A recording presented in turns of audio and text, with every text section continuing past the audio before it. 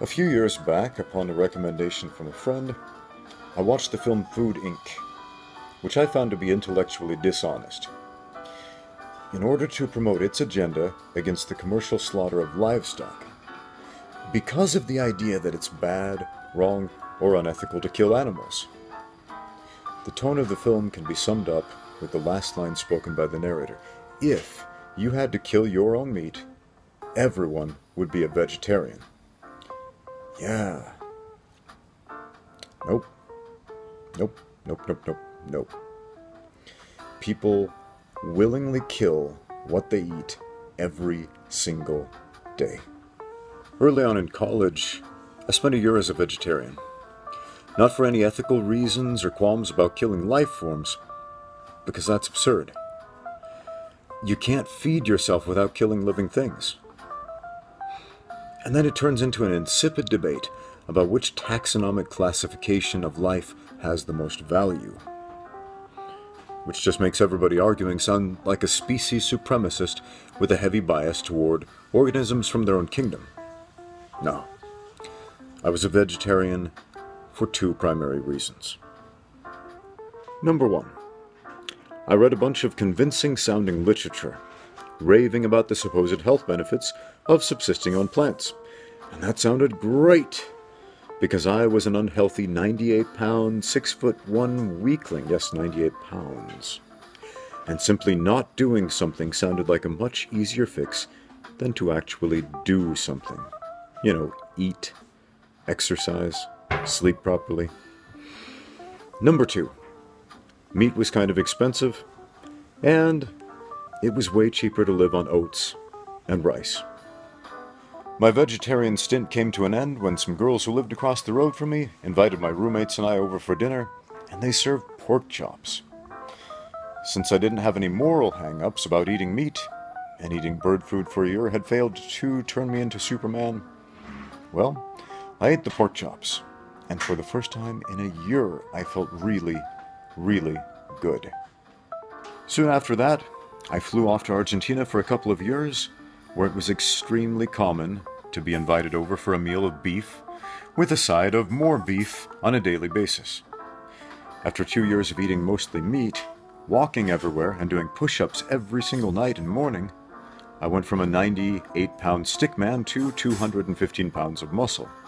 That was my entire routine. No weights, no supplements, just lots of beef, walking and push-ups for 2 straight years. But that's beside the point. When I was a kid, I helped a friend of mine set some gopher traps around his farm. It was a fairly quick but gruesome end for those crop-destroying rodents. My family didn't have a farm, so I wasn't used to this kind of routine of day-to-day killing required to put vegetables in supermarkets and grains on the table. Up to that point in my life, the only animals I killed myself were fish, which I ate directly, and the bait that I used to catch the fish, which the fish ate directly. I wasn't used to the idea of killing an animal that would not be eaten directly in order to produce food. But I think it's important to remember that part of the cost of agriculture is the lives of countless tons of gophers, moles, voles, shrews, mice, rabbits, and such furry, burrowing creatures that would otherwise destroy crops. I never hear anyone engaged in the debate of the ethics of killing for food mention the casualties that never make it to the dinner table. But I'm not thinking about them right now. I just read a statistic citing that over 1 billion tons of insecticide is used in the US alone every single year. There's an average of 400 million insects per acre of land at any given time. A single ton of insecticide kills a whole lot more than that. Now 1 billion tons, ooh, that kills exponentially more. We're talking about trillions of animals here. Trillions. Now, I'm not trying to get anyone here to shed tears over dead bugs. Here's my point. We're spending all these resources and all this time murdering all these insects. Yes, murdering all these insects. So we can eat plants every year to stave off our hunger. But Imagine the savings of both capital, financially, and life of the insects if we just ate the bugs to begin with. Because either way, they're dying in order to feed us. Ew! Gross! But Ramsey, that's disgusting. Nobody eats bugs. Well, except for hundreds of cultures across the world, including modern America, if you count food dyes and several other common commercial food products and additives made from insects which we eat every single day in the United States of America. Yeah, I know.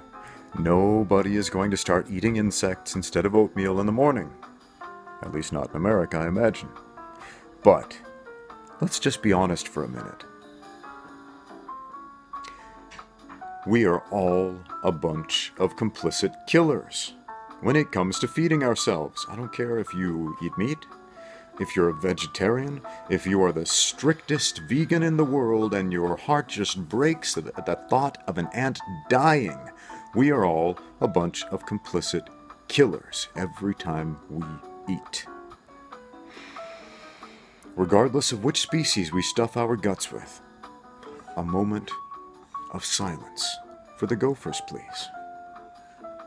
Now, about all the microflora and microfauna that we routinely mass murder every time we swallow, spit, blow our noses, urinate, defecate, shave, brush our teeth, pluck our eyebrows, sneeze, shower, wash our hands, walk, breathe, move, etc., etc., etc.